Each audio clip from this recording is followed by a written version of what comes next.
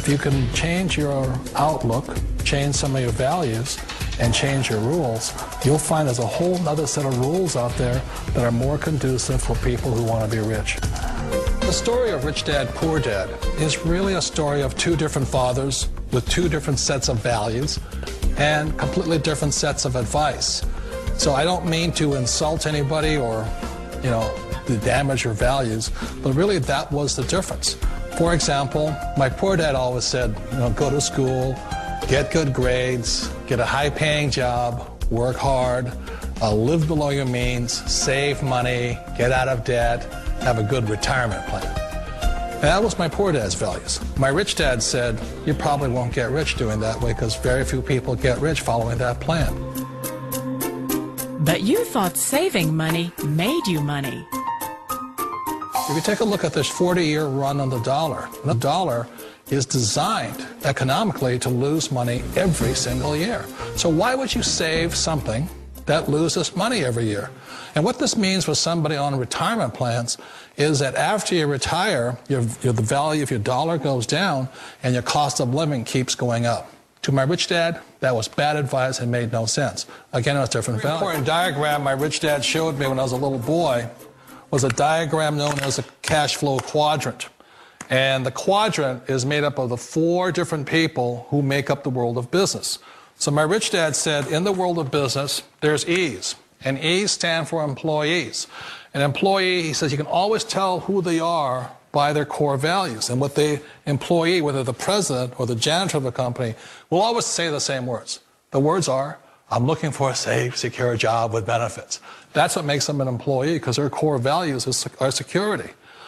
The other one of the four is the S, or the small business owner or the self-employed.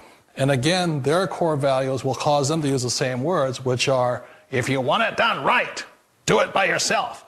S means they're also solo. They're generally one-person act, or they operate by themselves. On the right side of the quadrant are the B's. And what Rich Dad said the B stood for was big business, or like Bill Gates. Forbes defines big business as 500 employees or more.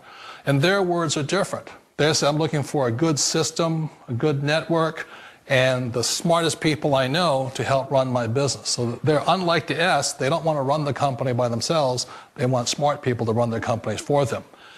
And then the fourth of the quadrant is the I, and I stands for investor. These are people who have money work hard for them. These people are people who have people work hard for them. And these are the people that work hard for the rich here. So early on in my life, it was my poor dad who always said to me, Robert, go to school and so get a high-paying job. And so my poor dad's core value was to be an employee. He wanted job security, promotions, a steady paycheck, and all this. And so it was my rich dad who said to me, he says, Robert, if you really want to be rich, learn to build businesses. It made more sense to him to work hard to build a business, something you owned, and something you could pass on for generation to generation to your kids. Whereas my poor dad said, work hard, but my rich dad said, why would you work hard for something you'll never own and you can get fired from right away? Again, that was the difference in values. So my rich dad suggested I learn how to be a business owner and learn how to be an investor. And that's one of the big differences. On this side of the quadrant, these people here work for security. They work for money also. On this side over here, their key value that they want is they want freedom. They don't want to have to work at a job anymore. They don't want to have to work for the rest of their lives. So the beauty of building a business and learning how to invest is very simply that this is passive income. You work hard for a few years, but possibly for the rest of your life, income keeps flowing to you. Of all the businesses out there, which type do you choose? One of the reasons I consider a direct selling business a perfect business is very simply because the company will work with you to get the business skills that make you rich. Always remember that it's not money that makes you rich, it's business skills. And that's why it's a perfect business. They'll take as long as you like to get the skills to make the money. And that's a lifetime skill thing.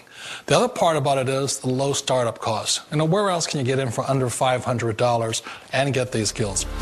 For people who want to make the shift over to the B quadrant, which is what I would recommend for people, one of the beauties of a network marketing company is that you can do that for a very low price. And that's why I talk to people about considering network marketing. If you're to build a Microsoft, it would take you hundreds of millions of dollars. But a network marketing company allows you to start at a very low rate. They'll be patient with you. They'll take their time to transition over here. And the reason why that time is so important to most people is it takes time to change those values. And the most important thing is once you take the time, let's say it takes 1 year, 2 years, 5 years, whatever time it takes, once you see the value or the core values of this side and this side, you're unstoppable. Today, I would never go back and get a job. Why should I? I'd rather stay on this side, build companies, pay less taxes, and make more money. But the key is a person needs to change the values from my poor dad to the values of my rich dad. And that's one of the beauties of network marketing companies.